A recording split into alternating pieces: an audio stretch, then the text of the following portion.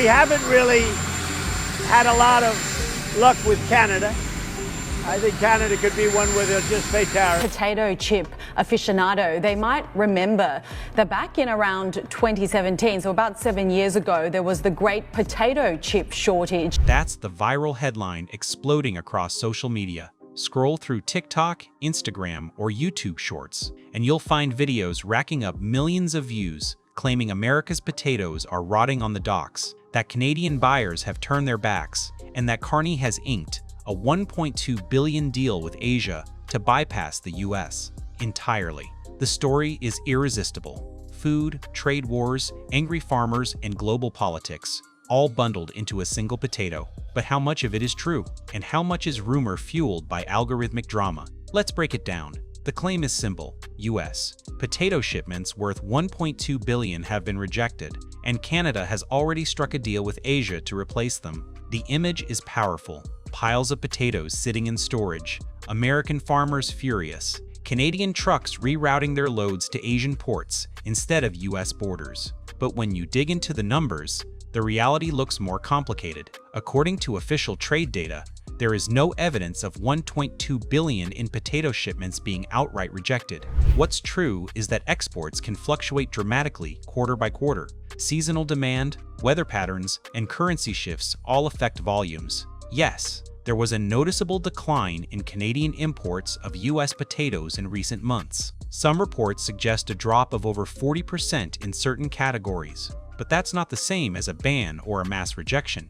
It may be a normal seasonal dip amplified into a crisis. And the Asia deal? Viral posts say Mark Carney signed a $1.6 billion potato agreement with Asian markets. That too appears exaggerated. While Canada is indeed pursuing deeper agricultural partnerships in Asia, particularly with Indonesia, Vietnam, and India, there's no official record of a single multi-billion-dollar potato pact. Instead, what's happening is broader.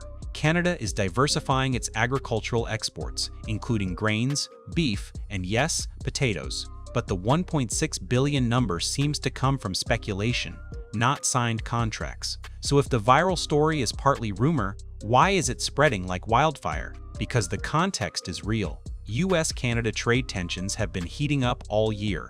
Under Trump, tariffs on lumber, dairy, and agricultural products have reignited old disputes. Canada, for its part, is pushing back, both rhetorically and through diversification.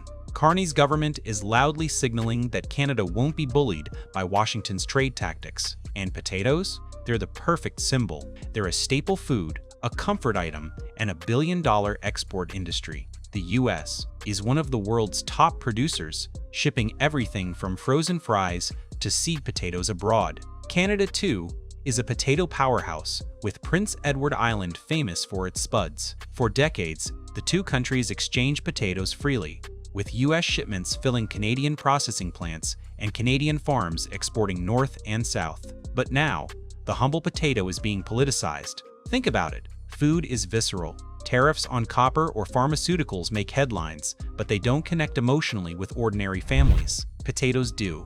If fries at McDonald's get more expensive, if hash browns cost more at the diner, if grocery shelves look emptier, people notice. And that's why the rumor of $1.2 billion rejected resonates. It plays into real anxieties about inflation, food security, and political conflict. But let's return to reality. What is actually happening in the potato trade? Analysts point to three factors. First, tariffs. While no sweeping 35% tariff on Canadian potatoes exists, there have been disputes over agricultural levies and sanitary standards. Any added fees or inspections can slow down shipments, making US potatoes less competitive in Canada. Second, logistics. With supply chains still under stress from the pandemic years, shipping costs remain high. Some US exporters have struggled to meet Canadian demand on schedule. Delays create openings for Canadian producers or other suppliers. Third, diversification. Canada is actively pursuing new markets in Asia. This isn't just about potatoes, it's about long-term strategy. By boosting ties with Asia, Canada insulates itself from US unpredictability. If a real potato deal isn't signed yet, one could be soon. That's how trade works. Rumors sometimes precede reality. And this is where Trump comes in. On the campaign trail, He frames every trade dispute as proof of strength. He boasts about tariffs, saying they protect American farmers. But farmers on the ground see it differently. For potato growers in Idaho, Washington, and Maine, access to Canadian buyers is essential. If shipments are down, they're the ones losing. Trump may rail against unfair trade, but the farmers who form part of his base are asking, is this toughness worth the cost? Meanwhile, Carney is playing the long game. By hinting at Asia deals, even without full confirmation, he projects leadership. He tells Canadian farmers, don't worry, we'll find you new buyers. He tells Asian partners, we're open for business. And he tells Washington, we don't need you as much as we used to. Symbolically, that's powerful. The bigger story here is how food has become a frontline weapon in trade wars. Lumber, copper, pharmaceuticals, those are important. But when leaders weaponize food, the impact is immediate and personal. We've seen it before.